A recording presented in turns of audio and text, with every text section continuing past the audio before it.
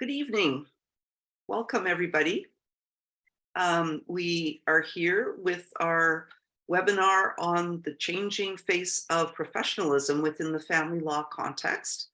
And we have interpreters here. You may note on your screens, there's an interpretation globe. So if you want to click on that, you can make use of the simultaneous interpretation that's going to be happening throughout this presentation. So my name's L.A. Henry. I'm the project manager for the Atlantic chapter of family violence, helping survivors of family violence in family law. I'm going to switch to a share screen now briefly, and then we're going to get on with our presentation.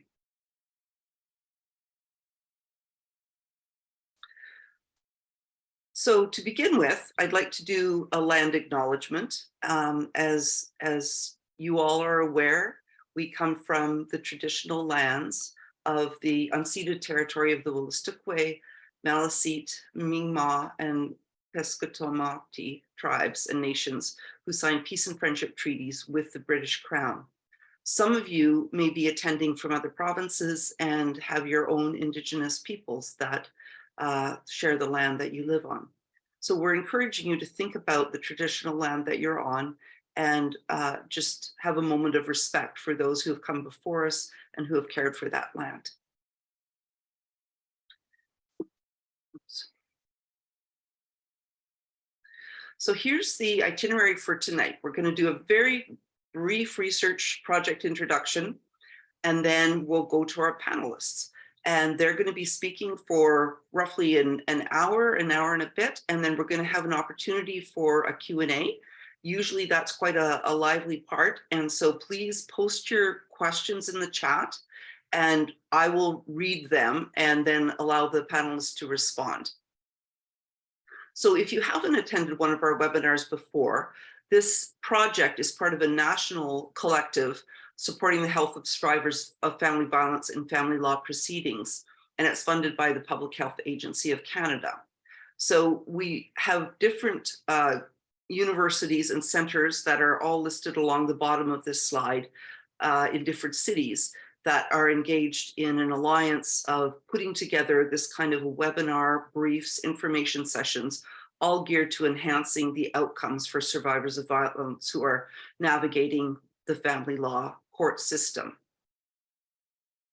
Our presenters tonight are Shelley Hounsell-Gray, KC. She's a practicing lawyer in family law and focuses on collaborative law. She's also a part-time professor at Dalhousie University, the Shelley School of Law. And Dr. Ilana Dodie Luther is the executive director of Access to Justice and Law Reform Institute in Halifax since 2018. So together, they're going to engage with the question of what does it mean to be a professional with the new provisions under the Divorce Act that recognize family violence.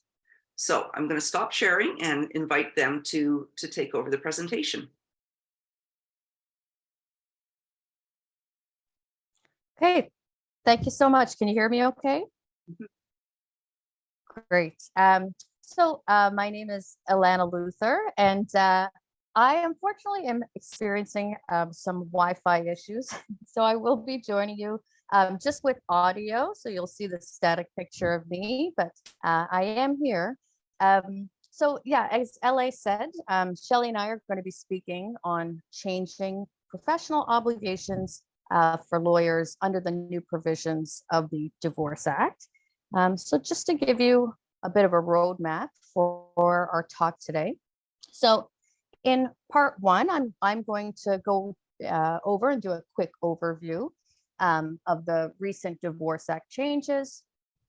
I'm going to talk about new duties in the Divorce Act, and I'm going to point to some cases that sort of give us a clue as to the scope of these duties. And then I'm going to quickly go over the duties in the Model Code of Professional Responsibility that are relevant to our talk today. I'm then going to hand it over to Shelley. She's going to talk about how these duties conflict and present challenges, especially when we're dealing with claims of family violence and the rights of children. And she's going to make some suggestions as to how lawyers may reconcile the conflict between these duties. So in terms of an overview of the recent amendments to the Divorce Act. I'll just go over those quite quickly.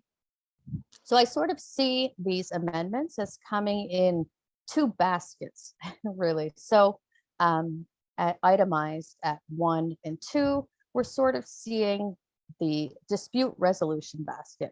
So we're seeing new duties regarding family dispute resolution on lawyers and parties, and we're seeing new terminology like parenting time and decision-making responsibility, which is far more neutral and less win-lose than the custody terminology. So that's sort of in our family dispute resolution basket.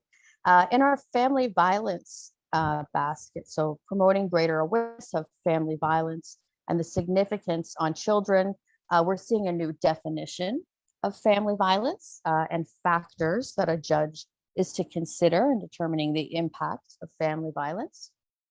We're seeing an itemized list of best interest factors in the Divorce Act, including a primary consideration, and we're seeing new provisions regarding relocation. So just to go over in a bit more detail some of these amendments. So one of the first things we see is that we have a new definition of family violence in the Divorce Act. And so this definition seems to have sort of two parts. So we have a broad definition here where we see any conduct, whether or not the conduct constitutes a criminal offense by one family member towards another family member.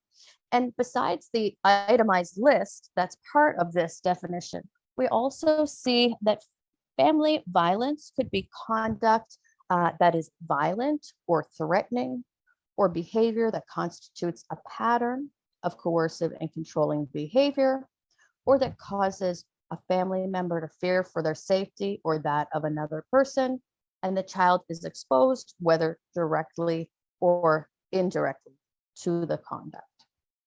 And like I said, we do have an itemized of that. Of course, that list includes physical abuse, sexual abuse, but also more broad-ranging types of behaviors such as psychological abuse, financial abuse, threats to kill or harm an animal or damage to property, and of course, the killing or harming of an animal or damage to property.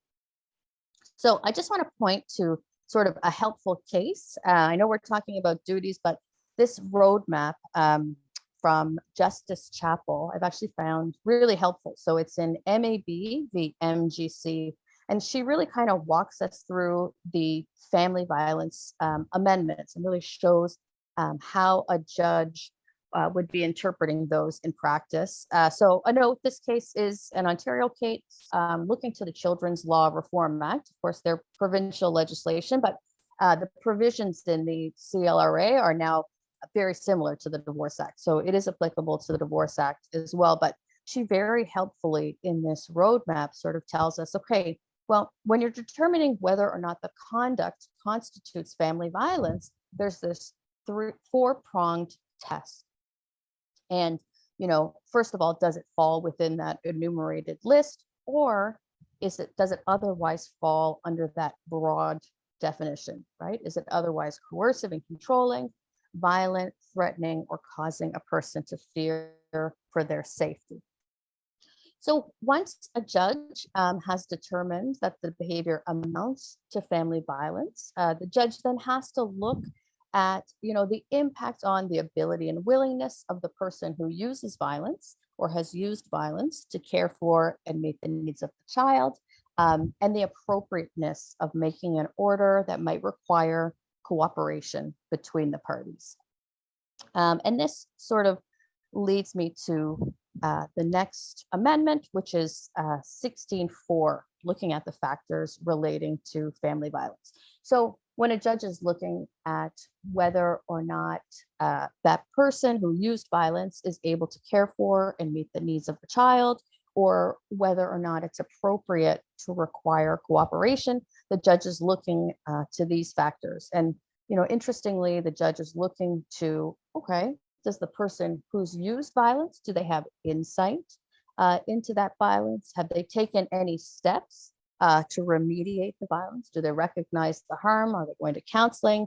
And what's the nature of this violence, right? Is it a pattern of coercive and controlling behavior, which we're seeing from some of the Justice Canada materials and of course the jurisprudence, that this coercive and controlling behavior is a red flag for high risk violence and even violence post separation, and a high risk to children.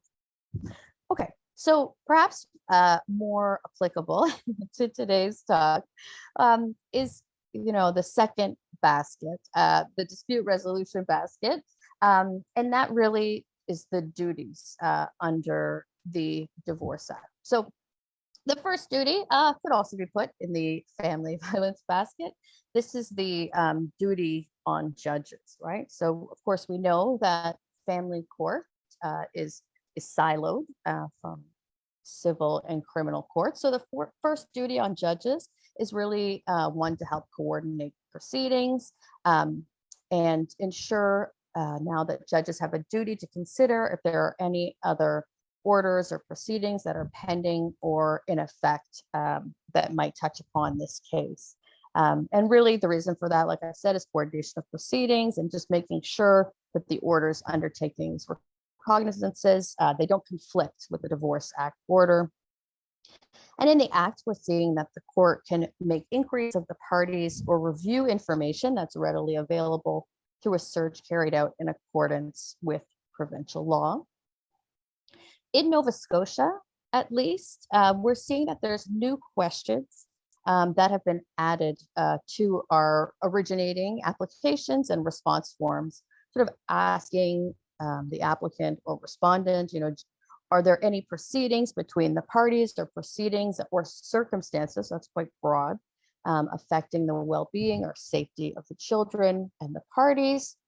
And as counsel, of course, it's a good idea to have orders, undertakings, any civil protection orders available to discuss with the court and the terms and the conditions in place. And Shelley has given us some very helpful advice here.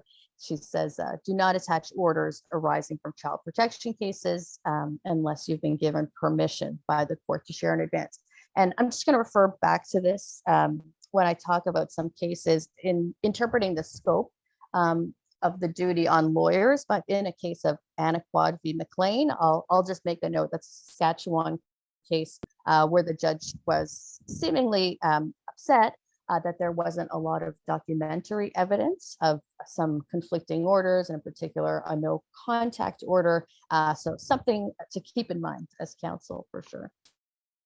So with respect to parties, we are as well seeing new duties on parties, and this is very much in line with the duties on lawyers as well. So of course, the new duties require the parties to comply with an order till it's no longer in effect, act in a manner consistent with the best interests of the child, protect the child from the conflict of the proceedings, and resolve matters through family dispute resolution. And in order to facilitate that, provide accurate and up-to-date information. And in Nova Scotia, at least, we're seeing the parties are required to sign a statement that they're aware of and following their duties, and that's in originating and responding forms. Okay, so finally, the duty on lawyers. And so we're seeing at 7.72 that lawyers now have a duty to encourage their client to use family dispute resolution and inform of any justice services to assist with resolving the matter. And of course, this is all part of this culture of negotiation in family law, this belief that generally negotiated agreements last longer, they offer creative solutions and prevent adversarial proceedings, which of course are seen to be in the best interest of the child. Okay, so this family dispute resolution basket of amendments all of a sudden comes into conflict with our family violence amendments when we look at the exception to this duty by the lawyer. And of course, that duty says, a lawyer is under a duty to encourage the use of family dispute resolution unless the circumstances are of such a nature that it would clearly not be appropriate to engage in dispute resolution. So the question then becomes, okay, so when is it clearly not appropriate to engage in dispute resolution? So I'm going to go through a few cases quickly. So first, we know that the first circumstance under which it would not be appropriate to go through dispute resolution is, of course, in the case of family violence. And the Supreme Court of Canada in Barondrecht v. Grebelinas provided us with some important direction as to how we're going to be interpreting some of our family violence amendments. And we see a lot of emphasis being put on the fact that family violence is really a significant factor impacting the best interest of the child. And in this case, the Supreme Court of Canada has really gone after some of the central myths about family violence in family law. So, the fact that spousal violence doesn't impact children, that, a lack of proof of pervasive family violence means it doesn't exist, and that there is a presumption of shared parenting in Canada. So in Barondrecht, we see the court saying, look, even proof of even one incident of family violence raises safety concerns for the victim, and it may require a limited contact or support with the parent who uses violence, and there is no presumption of shared parenting in Canada. At the same time, though, we are also seeing from the Supreme Court of Canada in Colucci that the court is saying, look, there's also this culture of negotiation, right? Parents are encouraged to resolve disputes themselves and outside of court because of the basket of family dispute resolution amendments. But also, we have to be aware that this can't be done if there's family violence or significant power imbalances. Interestingly, though, in a very recent case as well, in Bouvier, we've seen the Supreme Court of Canada saying, okay, in the case of family mediation, we could actually see that family mediators could actually compensate for this power imbalance, right? So family mediation, it does set the groundwork for restructuring relationships. It can help families navigate the traumatic consequences of familial breakdown. It really is in the best interest of the child. And we see that family mediation, it can protect vulnerable parties and compensate for power imbalances to achieve equitable outcomes. So right there, as we sort of explore, okay, well, what is this limit on the lawyer's duty to, advise their client to undertake family dispute resolution? Okay, well, we have to think about, is there family violence? The terminology from Colucci is family violence or power imbalances. Okay, we have to watch for that. That's the exception. That's the limit. Oh, but then in Bouvier, we see, well, wait a second. Mediation properly done could also compensate for some of this power imbalance. So sort of adding to the scope of the duty there.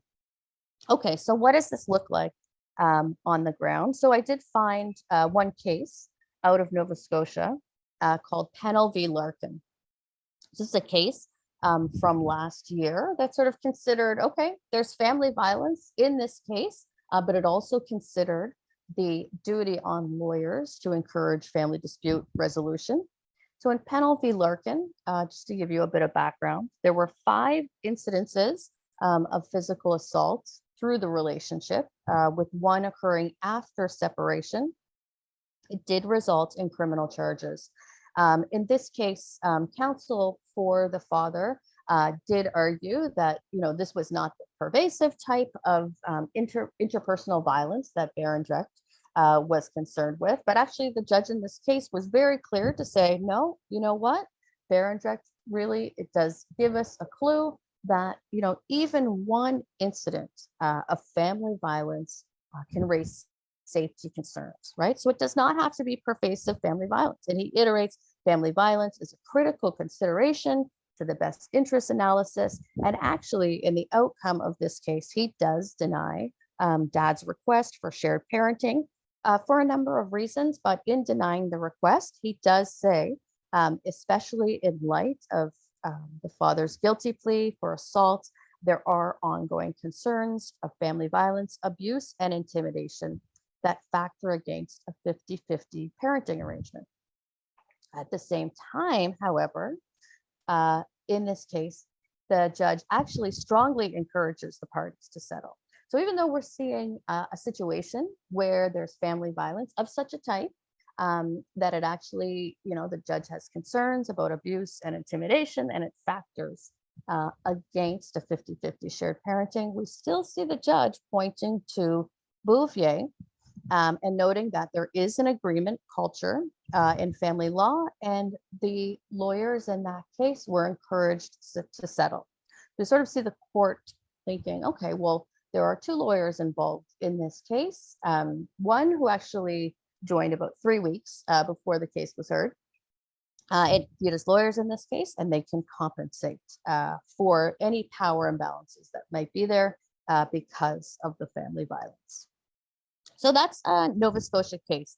And we don't have family mandatory mediation in Nova Scotia. So I did look to Saskatchewan, a province where they did have mandatory mediation, just to sort of see, okay, well, what might the scope of the lawyer's duty be in a jurisdiction where there is mandatory mediation.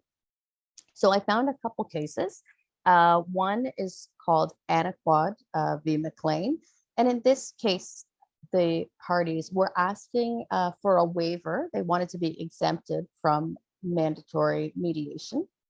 In this case, the facts involved an argument where dad broke a television set and made a hole in the wall during the argument. Although this is the case where there was a lack of documentary evidence, the dad did depose at trial, yes, that he had pled guilty to mischief. And if we remember the definition of family violence, it does include damage to property that we have here.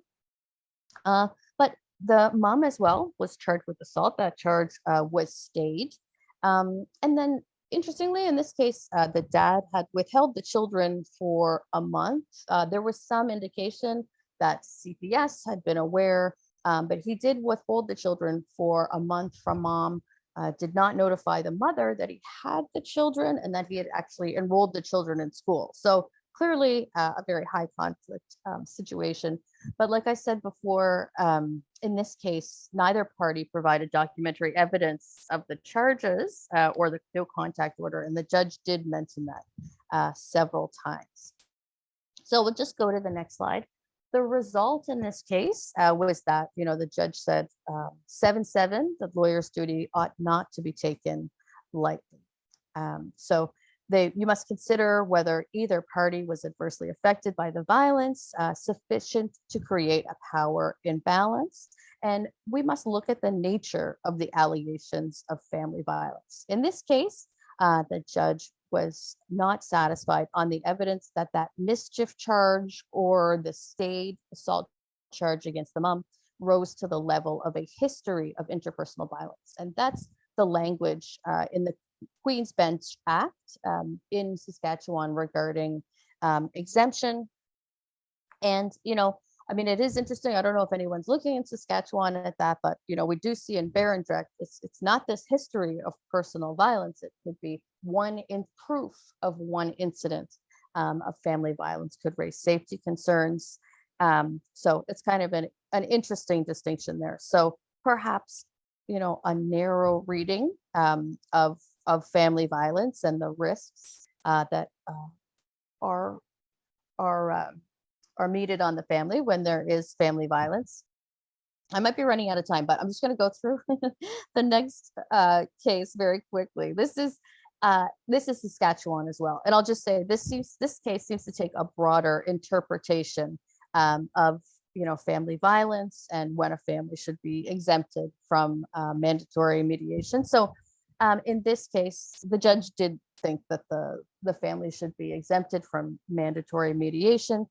So the facts of that case was that the dad had been angry and aggressive and blaming the mother for his cancer. However, the bulk of the claims of family violence were actually against the dad's current partner, not actually the mother. So the dad was facing assault charges against his current partner. He was charged with a breach of undertaking, and he had issues with respect to making threats to use his firearms against operators of municipal graders. So in that case, the judge sort of took a broad interpretation of family violence and the risk of this type of family violence and said, really, it would not be much of a stretch to be concerned in relation that in this case, this type of family violence, although carried out on the current partner and not the mom in this situation, you know, it's not a stretch to think that it could be directed at the mom if one is not cautious. So just going to the next slide, we can see that the judge in that case said, you know, we're not going to easily or readily exempt matters from mandatory mediation, but in this case, you know, the level of violence is such that, you know, we could provide for adequate protection for the parties in a family dispute resolution process. And there is sort of a cue here to that evidentiary issue. The judge here says there's a level of violence that is in evidence here as opposed to merely being suspicious. Perhaps pointing to Anaquad v. McLean and the lack of evidentiary documentation in that case. So yeah, that does kind of give us a clue.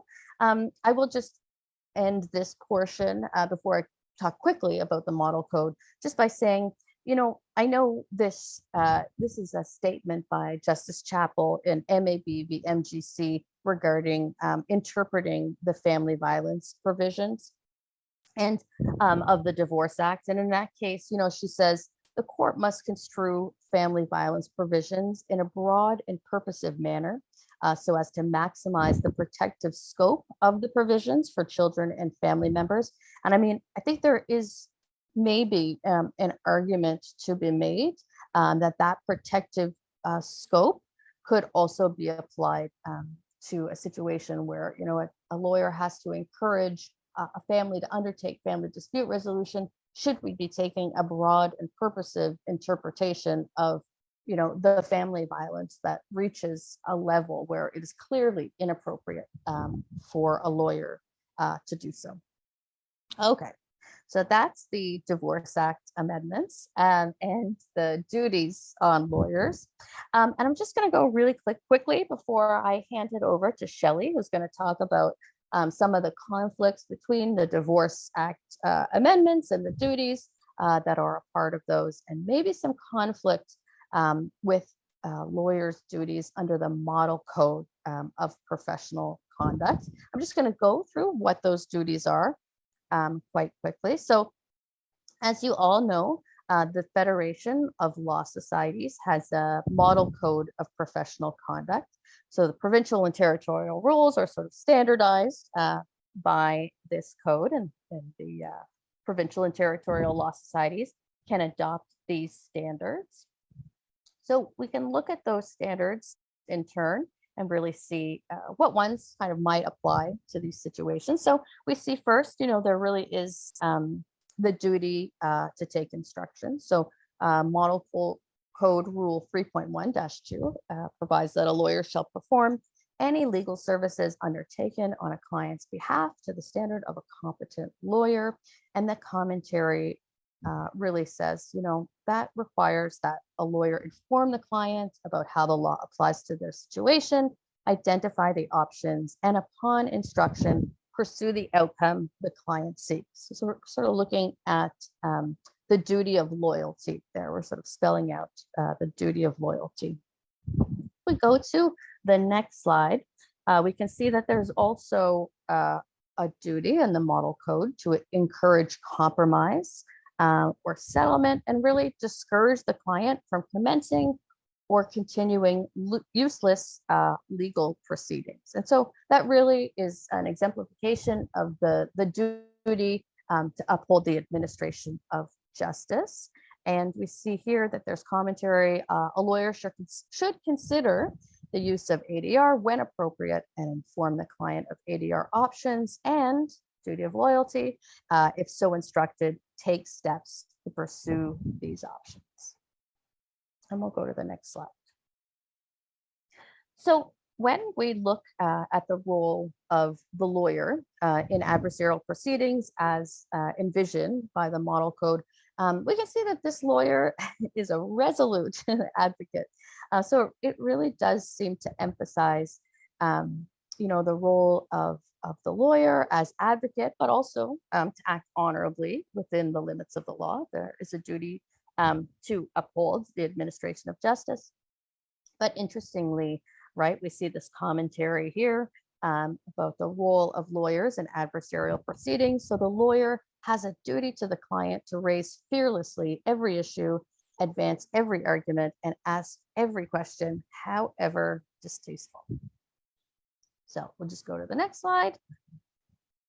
So, there is a limit to this. So when acting as an advocate, the lawyer, of course, has a duty to uphold the administration of justice, and they cannot institute proceedings that are clearly motivated by malice on behalf of the client or brought solely for the purpose of injuring another party or knowingly assist a client to do something that's dishonest or dishonorable.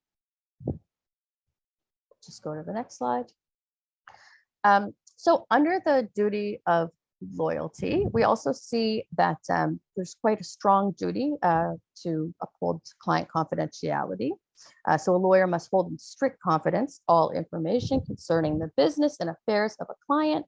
But there is, of course, an exception to this, as we'll see on the next slide. And this is something called the future harm exception. So a lawyer can sort of break confidentiality, but there's a high threshold. There has to be an imminent risk of death or serious bodily harm, and disclosure is necessary to prevent the death or harm. And so we also see in several provinces, including New Brunswick, Manitoba, and Saskatchewan, that they have set out some specific situations in their provincial codes. But for the rest of us, we have this fairly high threshold, imminent risk of death or serious bodily harm, and that does include serious psychological harm. We will just go to the next slide. Okay, so what about the child's best interest? We have all these amendments in the dispute resolution basket and in the family violence basket that refers to the child's best interests. So, what does the model code say about the child's best interest? So, we're going back to that advocacy section. When acting as an advocate, a lawyer must represent the client resolutely and honorably within the limits of the law. And in the commentary, importantly, we see a nod to the child's best interests. We're told, in adversarial proceedings that will likely affect the health, welfare, or security of a child, a lawyer should advise the client to take into account the best interests of the child if this can be done without prejudicing the legitimate interests of the client. So here we sort of see that the duty of instruction, to take instructions, and the duty of loyalty kind of trump paramountcy of the best interest of the child. So Shelley's going to take it away, but what happens here with that agreement culture, that resolute advocate that's making even some distasteful arguments, and what happened to the paramountcy of the best interest of the child. Thank you, Ilana, and thank you for asking me to join this evening. I'm looking forward to having this discussion with you. I'm going to share my screen, and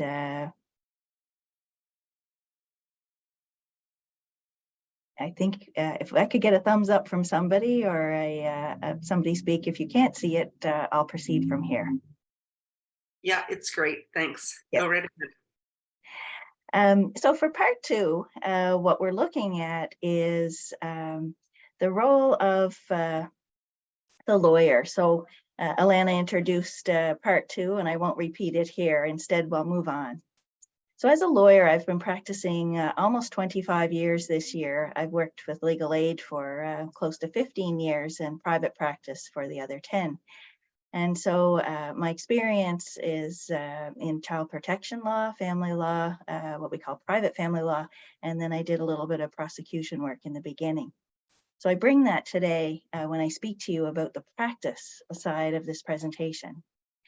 If we look at the setup now with the new amendments to the Divorce Act, and we know other provincial legislation has been amended, but for our purposes, we are focusing on the Divorce Act.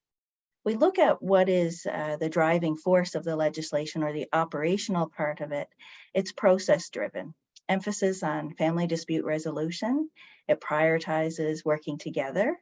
It's family focused. There is a requirement to assess and discuss family violence. There's an emphasis on children, minimizing conflict. And here's the interesting feature. If there's a breach, what would happen to the lawyer if they fail to follow their duty? And it's possible that there may be costs awarded against the lawyer personally. Under the model code, that is our standard of professional conduct, just like other professions such as doctors or social workers, psychologists. And so as we saw in the model code, there's a prioritization of advocacy, very client focused, no consideration or mandatory assessment of family violence. There's a limited consideration of the best interest of children. And if there's a breach, we could actually lose our ability to practice family law, our license, or law in general. So these two contradictory approaches are what family law lawyers face on an everyday basis. We have direction under our professional model code to focus on the individual who is our client, and the Divorce Act asks us to consider the family. And also with the Divorce Act, we have to talk about, assess, and consider the impact of family violence on the client and their children when we provide advice. But then we also at the same time must follow the duties under the Divorce Act and the model code. And so with these challenges, what is a family lawyer to do? So how does family violence influence a family law case? Well, first of all, we look at the experience of family violence. Second, we look at what family dispute resolution process is appropriate. And then thirdly, because of our model code, what are your client's instructions? Because lawyers don't do what they think is appropriate. We don't judge our clients. We act on behalf of our clients. We also don't act on behalf of the client's child. The client is the parent. There are exceptional cases where a lawyer may represent a child, but we're not speaking about that today. So the first thing I look at as a lawyer is I consider whether or not family violence is a concern. Many lawyers are not familiar with family violence screening, but they are becoming more comfortable having conversations with their client about family violence. I would impress upon all of you, if you're not familiar, to look at the help toolkit produced by the Department of Justice federally. It's designed to support how family lawyers may ask questions of their clients to determine the presence of family violence, and it provides some guidance on how to respond. These cases are very complex, and it's an excellent handbook, especially if you're new to the profession. Another approach family lawyers should consider is a trauma-informed approach. And that's having opening up spaces for survivors to share their experiences. And we have to remember that those who experience family violence often tell their story tangentially, with reporting evidence of harm or outcome in bits and pieces. Many of us have heard the most critical piece of evidence from a client on the eve of trial, often months or years of working with that client based on what we perceive to have been a trauma-informed lens. So always consider, how does storytelling impact the client because of their experience of family violence? Thirdly, what is the context of the violence? Violence that is more severe, accompanying a pattern of power and control, as well as heightened or more aggravated violence amplified after separation, is something that the lawyer should have more concern about than if it was a one-off event and related to the breakdown and the trauma of the breakdown of the relationship. The next task lawyers are facing is to, once we assess family violence, to then look at the different family dispute resolution processes that are available. Negotiation is the old-fashioned way that lawyers work. We work with other lawyers, and now increasingly we're working with self-represented parties. And it is possible for a lawyer to work with a self-represented party to obtain a settlement that the client and the other party are satisfied with. But when a party does not have a lawyer, I strongly recommend they seek out independent legal advice. I do find negotiation helps shield the client from direct communication and active participation with the offender if there is family violence. Mediation is led by a neutral, and it may include lawyers or just the parties themselves. And there's differences across Canada as to the regulation. Some provinces regulate mediators, others like Nova Scotia do not. Thirdly, we have judicial-led settlement conferences. And there I ask, who is screening for family violence at the court? Who is tasked to moderate the inherent power differences? And here the dynamic may be skewed with judges expecting lawyers to push clients to accept offers to achieve a resolution. And sometimes they're not necessarily one that is preferred for the client or their child. And finally, we have trials. And it continues because of the pressure to resolve cases from a family dispute resolution process. If one seeks out a trial, there is a false assumption that that parent who wishes to attend a trial is being selfish and placing their interests ahead of those of their children. Nextly, the role of the lawyer is to take your client's instructions. A lawyer, as I said, needs to look into whether or not there's family violence and assess the seriousness of it. Clients must be informed of their legal rights, and lawyers must follow what the client wishes. And sometimes clients may experience very serious family violence, but choose to not share that beyond the office when meeting with you. And so as a lawyer, it's your duty to make sure you're following your client's instructions rather than what you perceive is your duty under the your duty under the Divorce Act to help bring forward those issues. And then finally, how does what your client is experiencing place with the model code?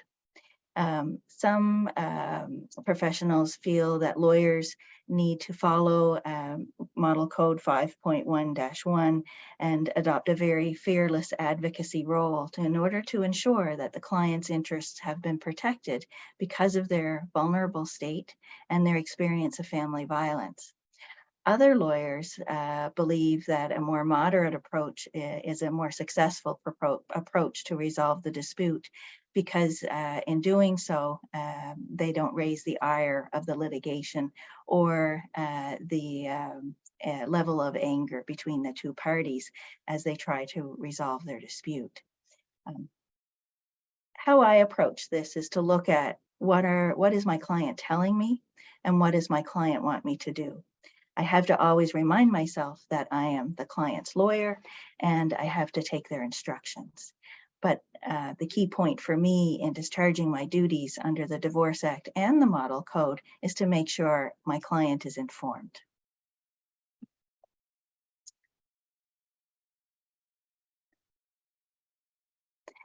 Now we'll quickly talk about the rights of children and youth in family law. And increasingly, we are recognizing that children have participatory rights. Family law legislation has been amended, including the Divorce Act, to direct a judge to consider the views and preferences of a child insofar as they may be ascertained. So no longer can parents, mediators, judges assume that they appreciate what the child's views and preferences are based on the evidence from parents or potential third parties. Instead, the judge has to consider and, if possible, obtain the child's views and preferences, often from a professional, in order to consider what they feel about the situation. I think the saying is a voice and not a choice is the preferred way to receive information from children. As a lawyer, I am upfront about my role to clients right from the beginning that I represent their interest, but I make it very clear to them that I'm a lawyer who also considers the impact of their instructions on their children, and I will remind them of the impact of their instructions on their children throughout the case. So if they're not comfortable with me advocating for their children as I work with them in my office, it's best they retain a different lawyer who shares a different view about their role. And I have to say, clients accept my position when I'm upfront with them about it, because as you will see, it is inconsistent in some respects to the duties under the model code and my code of professional conduct. We can't discuss working with parents or children in family law cases without raising the duty to report. And this is under the child protection legislation, which is provincial legislation. In Nova Scotia, we have an exemption for lawyers who may obtain information from their clients in their solicitor-client relationship that may indicate risk. I'm not obliged to report that to the Department of Community Services because of my solicitor-client privilege with my client. I understand in other provinces it's not so clear, and so the province that you are practicing in, you should make sure that you are very clear about your role. So let's move back to the conflict between the statutory and ethical priorities with how Ilana has laid it out for us. And so when do these priorities conflict? Lawyers are concerned about the model code prioritization of advocacy because we're now experiencing a fundamental shift in the way family law lawyers practice. Lawyers are also concerned about their clients' experience during these processes and how the income is attained, especially for those who experience family violence. I'm just going to point out that the CBA family law section, along with other sections, did present a proposed amendment to the Model Code of Professional Conduct to bring in line the Divorce Act duties and the how it conflicts with the current language of the Model Code of Professional Conduct. And I would encourage you to review and, if possible, support the CBA in their efforts to have those more aligned. The impact on children is also directed in the duties under the Divorce Act, and but child's rights vis-a-vis their parent or caregiver are not prioritized in the Model Code. Some law societies provide guidelines, and those are very clearly set out in British Columbia and have been since 2013. Other provinces do not have specific guidelines, and again, this is part of the CBA presentation to the Federation to consider guidelines similar to those in British Columbia. The Supreme Court of Canada also has expectations of a family law lawyer. Ilana discussed the Bouvier case with you, and I just want to highlight the role of family law lawyers in the mediation context. I'm going to zoom in on that one for a minute. In particular, the Supreme Court of Canada referring to the Quebec Model Code, speaks about the duty of training and imposes a duty on family mediators, who, as we know, are often family lawyers, maintain balance and equality during the negotiation, and to not tolerate any intimidation or manipulation from the spouse or parents during the mediation. I have to say, as a practitioner, this is incredibly challenging for me. I'm not a mediator. I represent a party.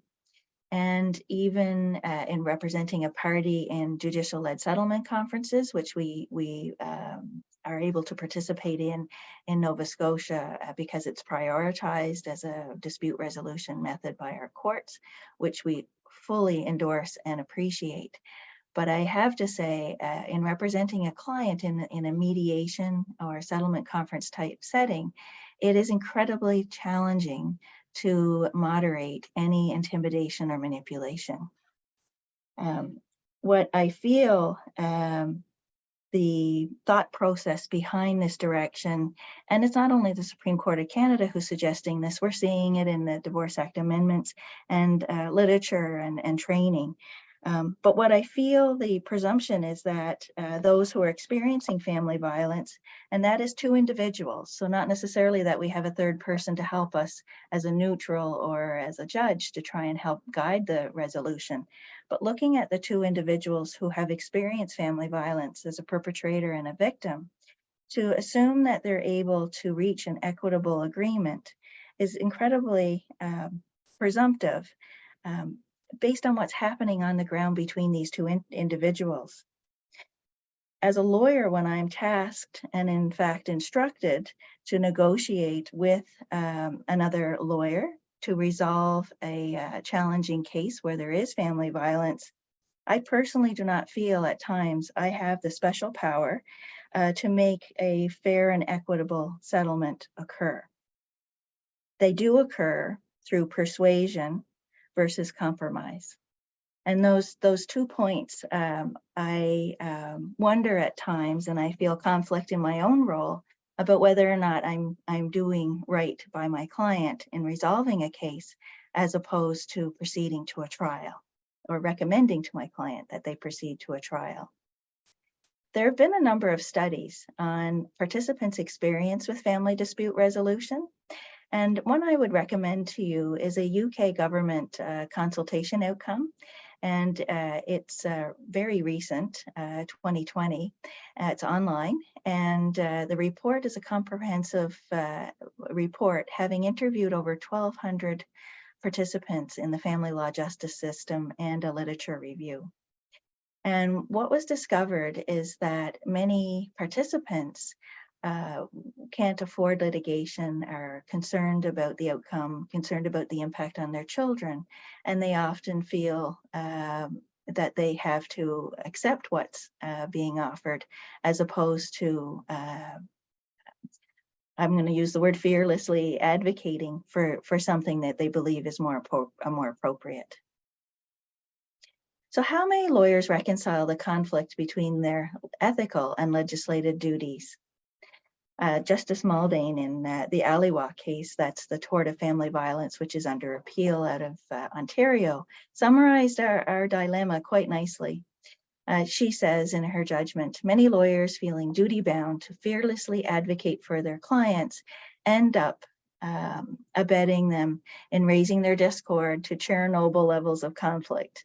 And I have to say, fortunately, these are the rare cases, not the common case, because most people can work together at some level and they can reach an agreement that they can live with, is the language we use in Nova Scotia. But there are those rare cases that cause us our own personal challenges to represent the people or our client appropriately. And that's at paragraph 106, she acknowledges this. The role of lawyers in family law cases is a complicated one. That role involves a balancing act of duties towards the client, the administration of justice, and even the child before the court.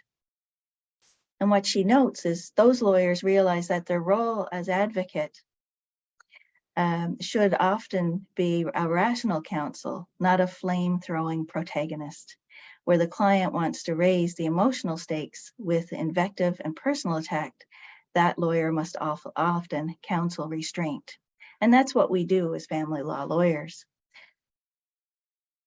I summarized on this slide the work of a family law lawyer, and I'll just briefly highlight this for you, that we have a heightened duty, I believe, to fearlessly advocate for cases with family violence, but only as we are instructed by our clients. Remember, our clients who have experienced family violence have a reduced agency. They have felt that they have not been able to have their voice heard for often many years.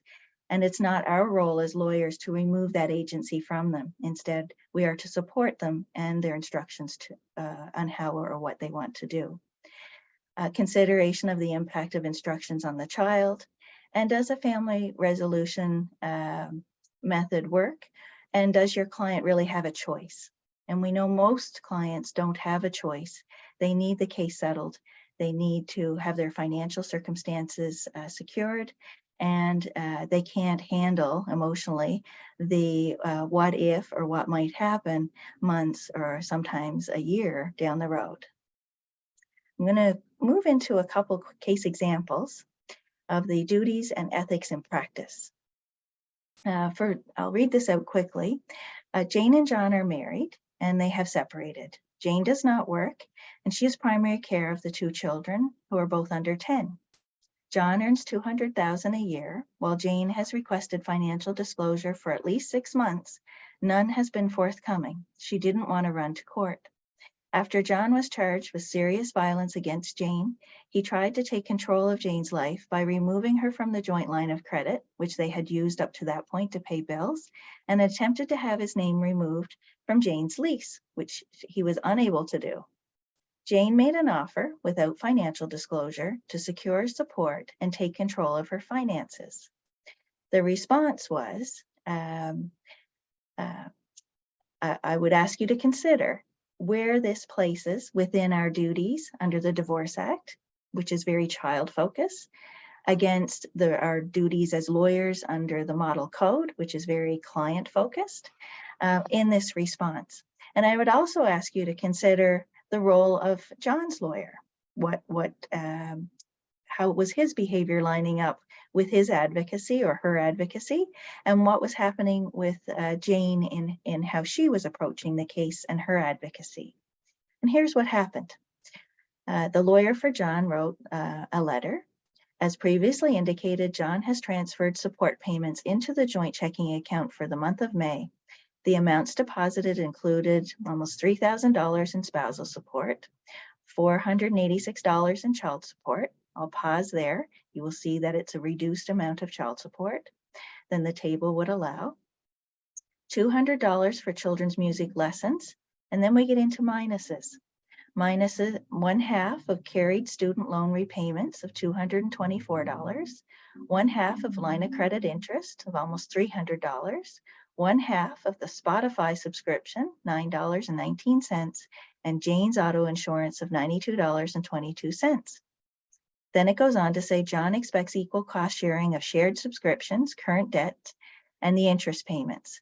These values, and he sets them out, will be paid in full and deducted from the support my client Jane, in this case, would receive. And it was identified to be retroactive from March. John would be then placing the support payment in the joint checking account on the 1st with a new password, which would be provided to Jane through her father. And her rent payment is currently withdrawn from that account, and all other automatic debits have been transferred to John's own banking. And so, and as well, Jane's shared MasterCard has been canceled. So if we look at our roles, this is really where it hits the ground. I'm not going to tell you what I think. I would like for you to reflect on this, and maybe when we move into the Q&A, you might have some thoughts you would like to share about the conflicting roles and the impact on children. The next example relates not to financial issues, but to parenting. And this is a letter that was prepared for a court conference in Nova Scotia. You have to, every time we have a court appearance, you have to file a letter indicating the issues and what your client's position is. And so in this example, the lawyer wrote the letter saying the parties started their relationship a few months before their first child was born. So it was a very short relationship, and then they got together for the sake of the child, essentially. Then they had a second child a few years later, and it was identified mom was the primary caregiver, while dad has been described as a workaholic.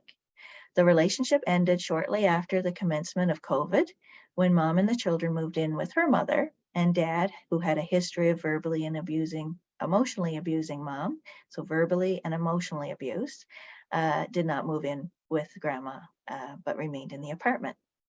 And so mom was seeking primary care of the children, with dad having parenting time every second weekend. And then there was a complaint about dad.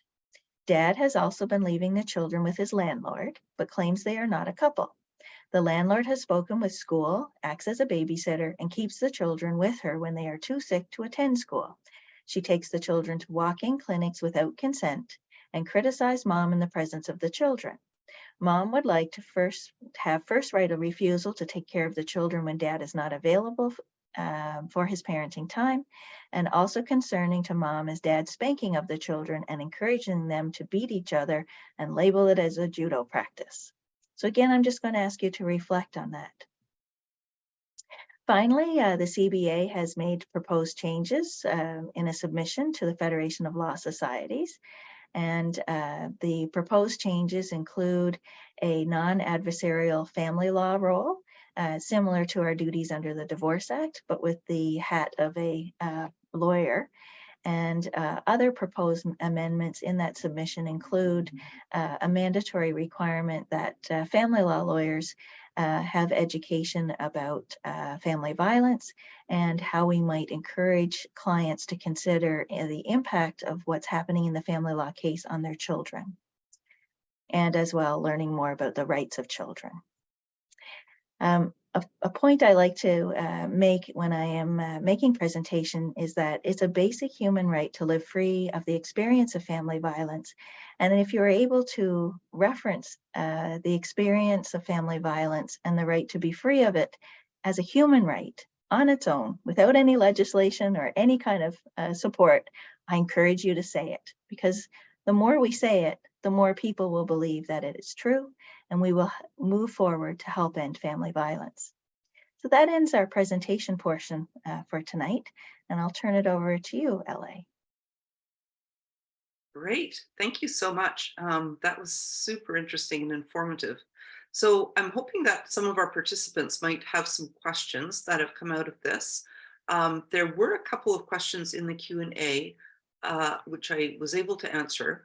One had to do with whether the provisions of the Divorce Act and looking at the child's best interest have resulted in family court and criminal court working better together. So, my answer to that was no, but I'd be interested to hear if you have any further thoughts about that.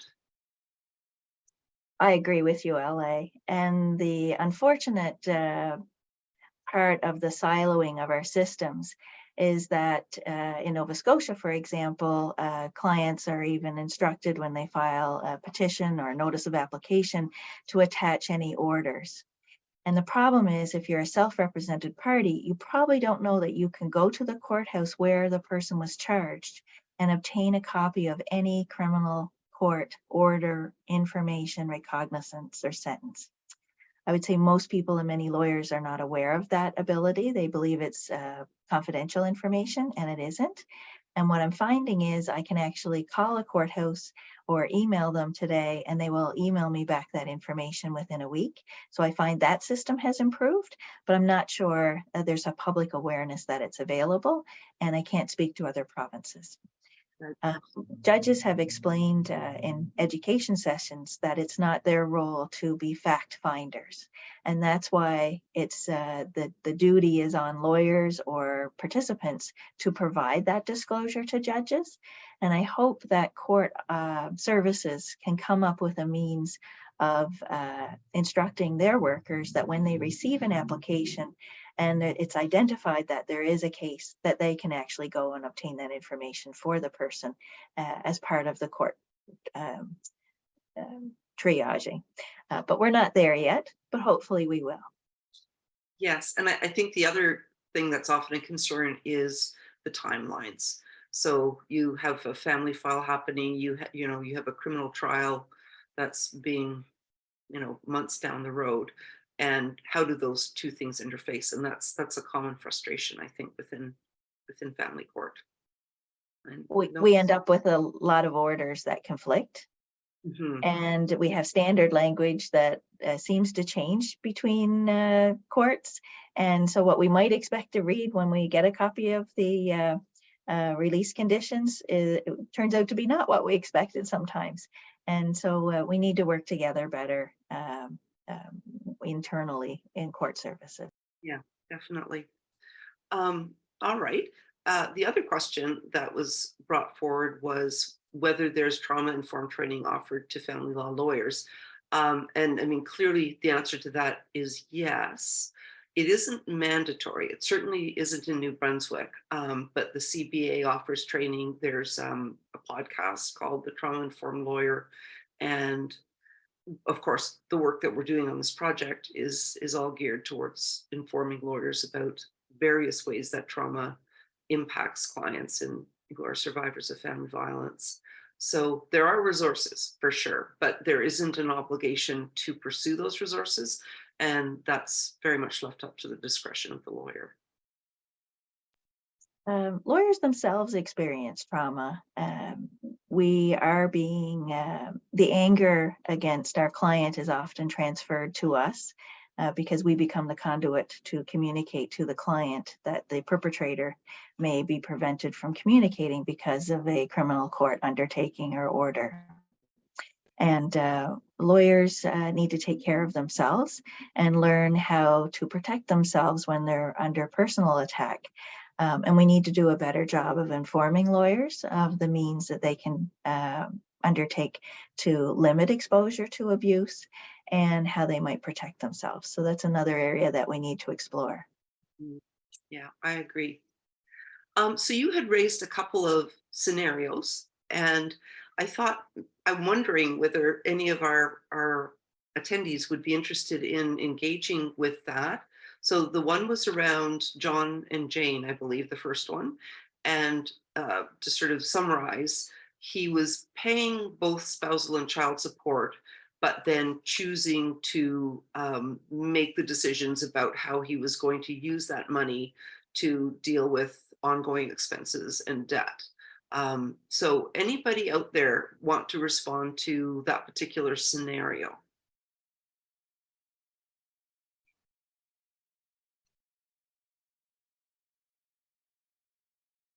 So just while we're waiting, because I can't tell if it's typing or not, but I guess the first thing that sprung to mind for me was I have never encountered that because in New Brunswick, well, I shouldn't quite say never, but particularly child support would be considered the right of the child, and it would be given to the mother for her use. So the lawyer that was sort of setting things up, that gave the father all the control over the money, that wouldn't fly here, not if it was taken to court. But of course, part of that scenario was that Jane wasn't wanting to rush to court, so that made a difference. So I'll put that out there as one thought, and I'm curious if there's anybody else with any other ideas around that.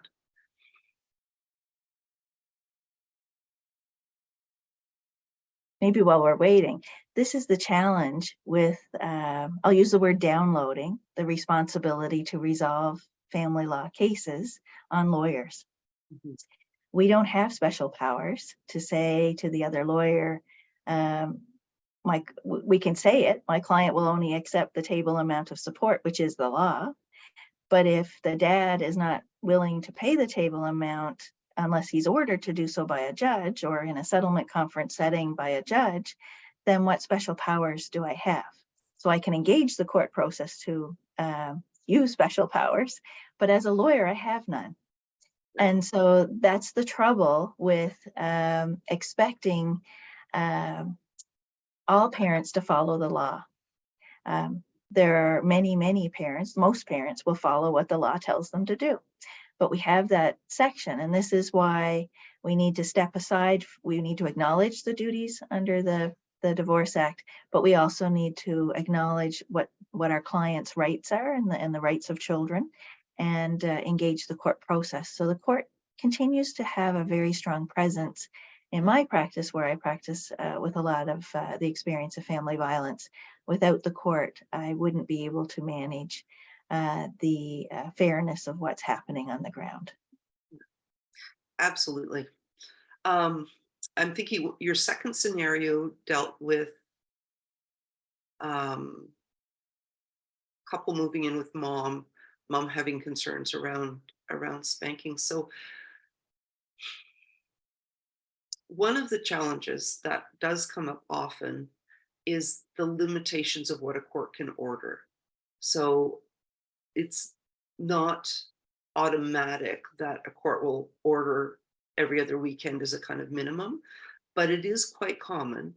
And when that happens, the parent who has the child on the weekend is basically making those parenting decisions. So mom can raise the concerns, the judge can address the concerns orally, but there's really no way of policing what happens once that child is in the care of the other parent. And unless the threshold is so egregious that really he's not, he's intoxicated all the time, or there's a clear pattern of serious harm to the children, the courts are very reluctant to, I mean, where the threshold is set on acceptable parenting is perhaps not where everybody would like it to be set. So as a result of that, the courts don't micromanage what happens behind closed doors unless it reaches a certain threshold. So I'm curious about your response to that scenario, because it struck me that mom may have the best deal she's going to get out of the court system. And so that one struck me as, is this a parent who's being picky? And a court might not want to engage in that discussion because we're getting into micromanaging parenting choices. Also, is she exaggerating? Because it seems to be that she's raising conflict about a person who seems to be taking good care of her children while they're with dad. And so are her criticisms appropriate, or one that should be considered by a judge? And so it's one of those on the line of, is this fearless advocacy? Is this bringing forward concerns of family violence that are appropriate? I really felt it was a nice little example to show what might be on the line. So some people might be really taken back by it. Others might think, you know what, this is about individual parent. It's about the autonomy of a parent. It might not be true. It could be worse than what's being portrayed. And so it's one of those, yeah, what do we do with it? I agree with you. Something that I'm finding, and I just have a new client, which is kind of like the poster child of someone who's been extremely traumatized. And I find that what comes with that is often a loss of perspective. So the trauma is making everything feel like a crisis. And it's very difficult to be able to help the client adjust expectations about what the court is going to consider acceptable or normal range of parenting behaviors, and what the court would frown on. And it's exactly what you were talking about, which is that risk of looking nitpicky in ways that are not going to help your client, and the client's only going to look like they're the controlling party, right? So that's I find a very big challenge in helping survivors. Yeah. And quite frankly, perpetrators can be the easiest clients, and it's because they're very good at presenting a very charismatic image, I guess, so even if you don't drink the Kool-Aid, you may be in a situation where your obligations as a professional require you to look for his best interest. So even if you're trying to make wise choices so that you are not increasing any harm, you may still get an outcome that you actually don't think is a good outcome from a non-professional point of view, but which favors your client. So any thoughts you have about that? I mean, that one is one that I guess I struggle with both ends of the spectrum in that regard. So my threshold I try to use is, I say to clients, if this went to court, the judge hearing your case has probably just heard 3 morning docket cases before they get to the private cases, which were child protection cases. And so if we're not in the child protection world, because many cases are not our child protection, but they're not, child protection is not sitting at the table with us. But I use that as my benchmark. And so if it doesn't, if the client, when I explain what a child protection case is about and the risk factors, if they agree with me that it's not in that range, then they take a pause and think about how much do they want to raise, or how can we reframe it so that the concern is expressed without criticizing the assistance of others. And so it's about reframing, I find, so that the concern is indicated. So in this case, it might be that maybe mom doesn't work, so she's available to look after the child if they're ill, and she would just like to be able to have that continuity of care. On the other hand, a judge might say, well, if dad's responsible for the child and he designates appropriate caregiver, then that helps the child see that dad can make good choices too when they're parenting. So I try to use child protection as my benchmark. I agree with you that it's challenging and it's about reframing. I will say I had my worst case ever over COVID of this first right of refusal, which is what mom was seeking in this case. I'd never seen it used in this way, but dad wanted it as part of a negotiation. There was family violence. We agreed with it because it seemed innocuous. The child was a baby. And every time mom went to work and dropped the child off at childcare, he took the day off and went and picked up the child. The child would be asleep before mom would get off her shift. And when she would attend at the childcare to pick up the baby wouldn't be there. The baby would be home with dad and asleep in the bed. Mom didn't want to wake up baby because baby needs rest. And so she would go days without seeing the baby on what were her days. So we had to return to court and have that removed because dad wouldn't agree to remove it. So I'm wary about traditional language that we might have seen in agreements in the past and how they might be used, because we have a new way of dealing with each other in the family law world. And so I'm cautious. So I will never agree to that or encourage my client to agree to that clause ever again because of that experience. I agree with you as well about the charismatic abuser. And I do find they're very charming when they go to court, and they are able to reframe the concerns that the victim raises in a way that seems picayune might be the way to describe it, as opposed to legitimate concerns.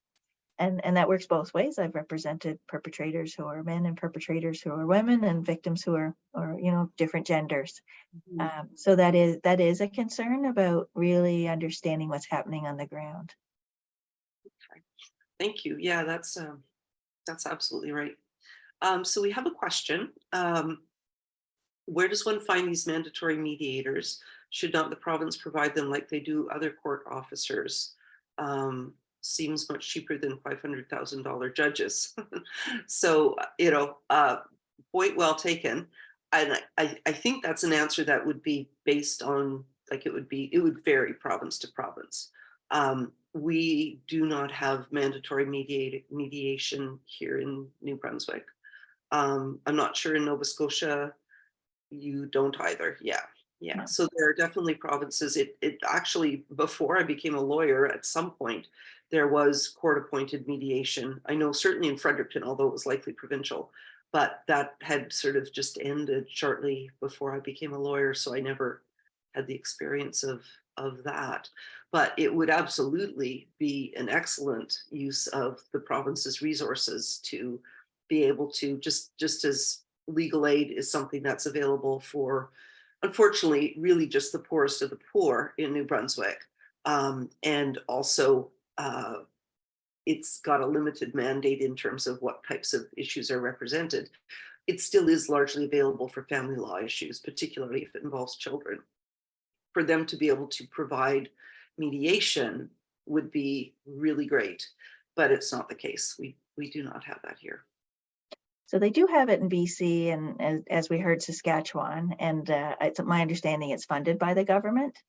I will say I fully support, and I am trained mostly as a mediator. I take training about every 2 years on it just to make sure I understand what's happening in the mediation world, because it's very developing and quite sophisticated from what it used to be. I still have concerns, though, for the neutral position when we have family violence. I'm not convinced a neutral can ensure that there's an equitable outcome. And when I've attended sessions on training for mediators, what I hear from those who are conducting mediations is that they often see women in particular giving up their rights to pensions and also agreeing to shared time arrangements when they don't feel it's in their child's interest. And as a neutral, the mediator, their role is not to say this is inappropriate. They are to facilitate a discussion and an outcome. If they're getting into the weeds more than that, then they're an arbitrator. And this is why I prefer the judicial-led settlement conference process. It really isn't expensive. It's a $66 application fee in Nova Scotia if you're not divorcing. And that's really the only fee you pay. So if you're a self-represented party, you can have access to a judge in a settlement conference process for $66. So it's cost effective when you look at it. And our court has really embrace the process. So most of the docket in Nova Scotia is a settlement conference process. And even though it's not perfect, I do find it very helpful to bring forward resolutions that are more appropriate for children and outcomes. Yes, that's interesting. Here we only have them if parties have counsel. So if a trial date is set, if it's more than 2 days, automatically you get a settlement conference. But if one person is self-represented, you don't get a settlement conference. Now, more recently, they've begun doing what are kind of equivalent, but they're judicial case conferences that more or less work like settlement conferences. So it's I think trying to kind of patch that in that way without changing the rules, I guess. So yes, I would tend to agree. We did do a webinar on mediation. It's on the Miriam McQueen Ferguson Center website if you're interested in looking at it. And there was a brief that we produced that Dr. Carla O'Regan wrote based on best practices for mediation if family violence is involved, and also, concerns about mediation for family violence. And I guess one of the things that sort of was suggested is if it's not looking to try to deal with the past, but simply forward looking with a lot of caucusing. So you don't actually have the two people together in the room. That can be a way of doing it that could still protect the interests of the survivor and yet end up with a resolution. But I think you still always will have some of those red flags around mediation when family violence is involved. Yeah, but it certainly is a very important process to the other 80% or 90% of people who don't experience family violence. Yeah, and I just a comment here from Kim Lee Wong. Mediation is not suggested when there's family violence, and if it breaks down due to the perpetrator, it's never recorded as such. It reflects as if the two parties are at fault. And I think that's a really good point that she's making, because the fact that mediation breaks down,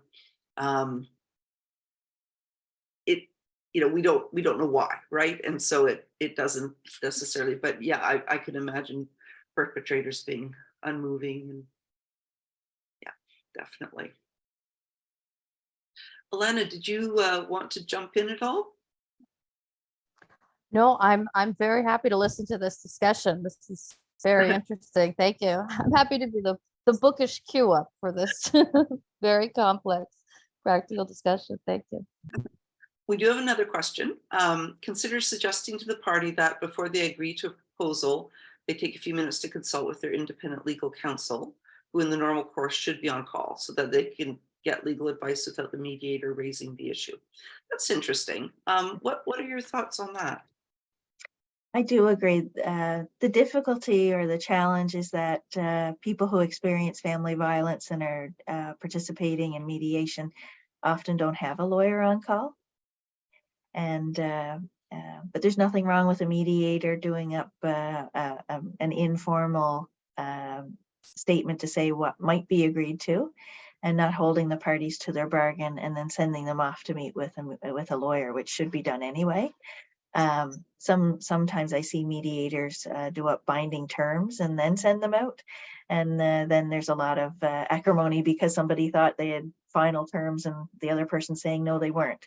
So as long as the rules of engagement are very clear, I think you can protect parties through a lot of the mediation process and ensure that their legal rights are respected.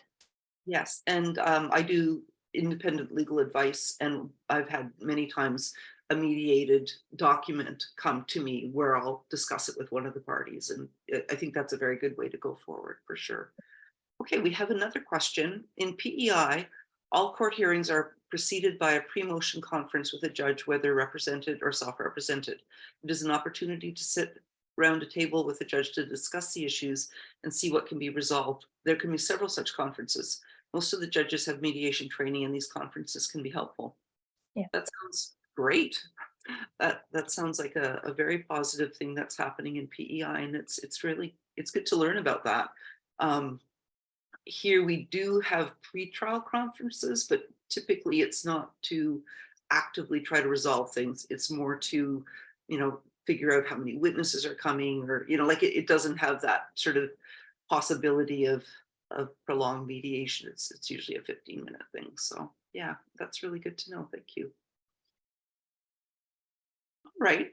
Well, I mean, we're almost out of time. If anybody has a last question, we can wait for a moment. But this has been really helpful. It's lovely to engage with these kinds of questions, and I think as lawyers, we do want to help people to get better outcomes when they're survivors of violence, but it can be tricky, the nexus between the professional obligations and best interest of the child and all of those things. Yeah, I might say to conclude, as long as you're transparent with your client, what your duties are and what your role is as a lawyer, and so the client understands where you're coming from, I think as a professional, you're okay. It's when you fail to disclose all of these duties in the two different hats, that's where you might find yourself in trouble as a professional. And also to make sure that your client's taking it in, because Yes. trauma survivors, their executive function is, particularly in a courtroom situation, often not the best. So putting things in writing can be a good idea too. Yes, that's right. That's a good practice. Yeah, for sure. Okay, well, thank you. We're going to close. I'll just briefly go back to my share screen.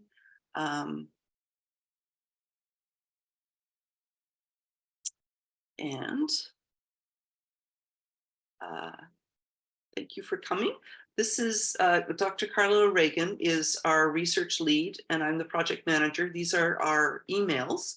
If you have an interest in communicating any further about this webinar or any other resources that we've created through this project. A couple people have asked if they can get the slides, and I think we had agreed beforehand that those could be made available to attendees. So if you don't mind, making sure that Danny has a copy, and perhaps that I have a copy of your slides. They're excellent slides. We will circulate that to the attendees here today. And I just wanted to thank you for inviting us. I know Ilana and I enjoyed preparing for today, and we appreciate this opportunity to talk about family law and family violence. Thank you, Shelley, and thank you, Ilana.